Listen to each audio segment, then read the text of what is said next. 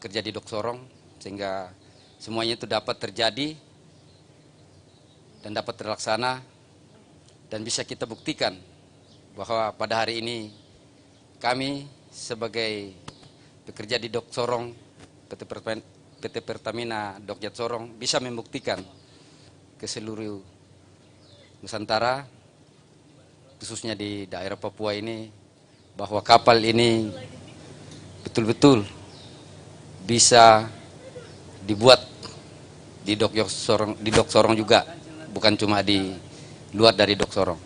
Tapi Dok Sorong bisa membuktikan bahwa hari ini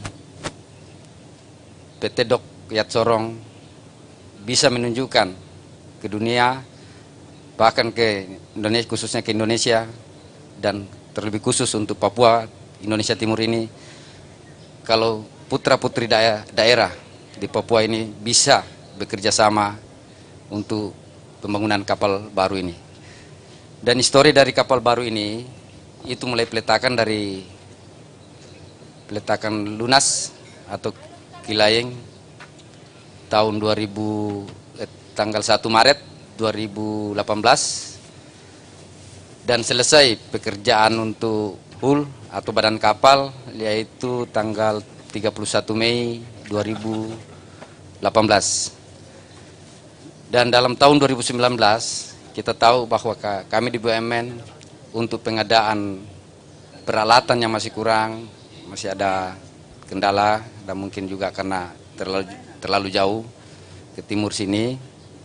Jadi 1 tahun itu kami melengkapi semua peralatan, permesinan, steering dan kemudi. Begitu sudah lengkap semua, di tahun 2020 pas tanggal 6 Januari 2020 kami sudah mulai aktif lagi dan memasang semua perlengkapan tersebut dari kekurangannya, dan akhirnya pada tanggal 31 Maret kemarin kami bisa menyelesaikan secara keseluruhan dan bisa kita launchingkan hari ini.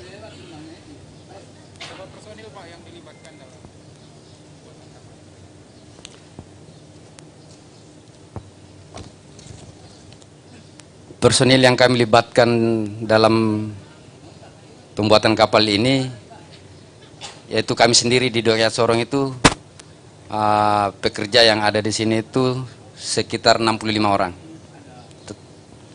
yaitu putra-putri daerah Sorong sendiri, 65 orang. Terus kami dari staf unit PT Pertamina ada 4 orang, termasuk saya. Jadi totalnya 69. Jadi itulah karya kami yang kami bisa tunjukkan bahwa kami di Dok Sorong sanggup dan bisa. Semoga kedepannya kami bisa lebih dipercayakan lagi untuk membuat kapal yang lebih besar lagi ataupun tipe yang sama juga, tidak masalah. Tapi yang penting kami bisa meyakinkan khususnya daerah Papua bahwa di Dok Sorong ini terdapat putra-putri daerah Papua yang bisa menunjukkan bahwa kami itu bisa dan sanggup.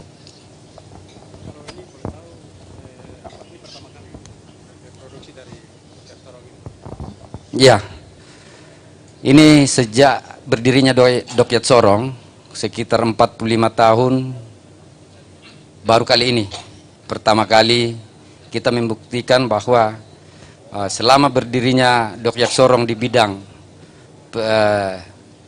reparasi atau perbaikan kapal atau docking repair kapal, kali ini kami bisa tunjukkan bahwa bukan cuma perbaikan saja, tapi kami juga sanggup dan bisa membangun kapal baru. Dan inilah buktinya pada hari ini 22 Juni 2020 kami siap dan kita sudah lihat sendiri kita bisa melaksanakan launching seremonial. Kapasitas kapal sendiri muat mungkin berapa orang? Ini untuk kapal ini sebenarnya kapasitasnya itu cuma kecil karena ini mooring boat ya, mooring boat aja. Jadi mungkin perlu kita ketahui bahwa mooring boat itu aksesnya atau pelayanannya cuma di sekitar dermaga Nusantara, khususnya di daerah Papua. Jadi dia fungsinya itu hanya untuk membantu menyandarkan kapal atau melepas kapal dari dermaga. Dan itu maksimal krunya itu satu kapal paling tidak 4 orang dan maksimal 6 orang. Gitu. Yaitu terdiri dari 2 jabatan atau rank, yaitu dek 3 orang, maksimal 3 orang, dan mesin maksimal 3 orang. Minimumnya paling 2 orang, dan dek juga 2 orang. Kalau boleh tahu total anggaran yang dikeluarkan buat kapal?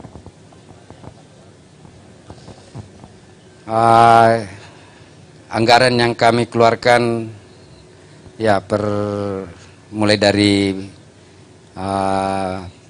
desain sama pelelangan itu kira-kira sekitar 3,1 begitu. 3,1 miliar.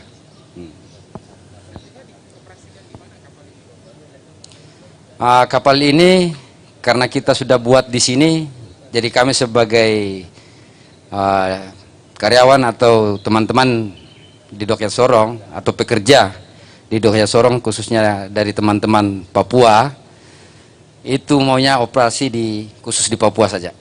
Karena memang di Papua ini dari Jayapura sampai Sorong ini, Maluku, masih banyak kekurangan kapal-kapal di setipe ini yang sejenis ini, dan sangat dibutuhkan karena kita ini banyak pulau dan kapal-kapal inilah yang seharusnya dan sangat bermanfaat kita alokasikan.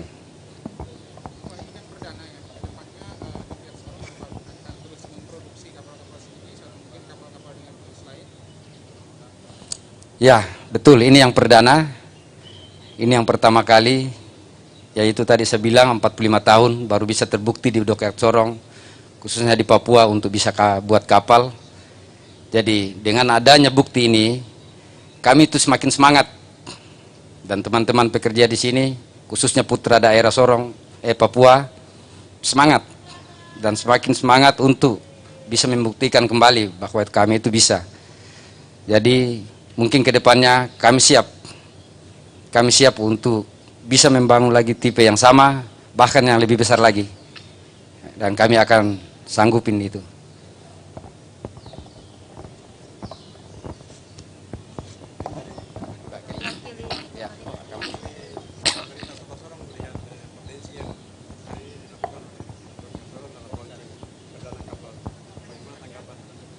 Ya, yang pertama kami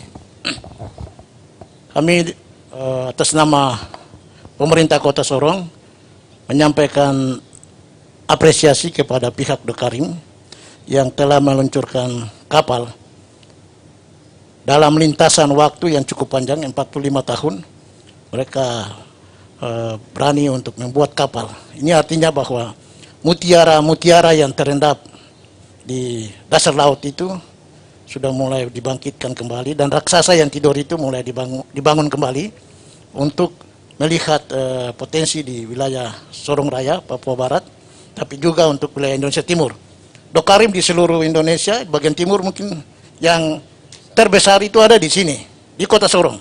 Sehingga ini bisa ada kerjasama dari pemerintah Provinsi Papua Barat dan wilayah Sorong Raya, mungkin selain untuk mendidik generasi anak-anak Papua untuk bisa di training atau dilatih di sini, mereka bisa belajar bagaimana membuat kapal, tetapi juga wilayah ini dijadikan sebagai pusat maritim Indonesia Timur. Ada armada besar yang nanti akan masuk keluar di Sorong, misalnya dari Angkatan Laut, Marinir, armadanya ada di sini, kapal-kapal begitu banyak. Sehingga mereka kalau ada mengalami perbaikan atau mau ganti, mau ada yang kerusakan atau apa, tidak perlu lagi ke bagian barat. Mereka cukup saja dengan Dokarim.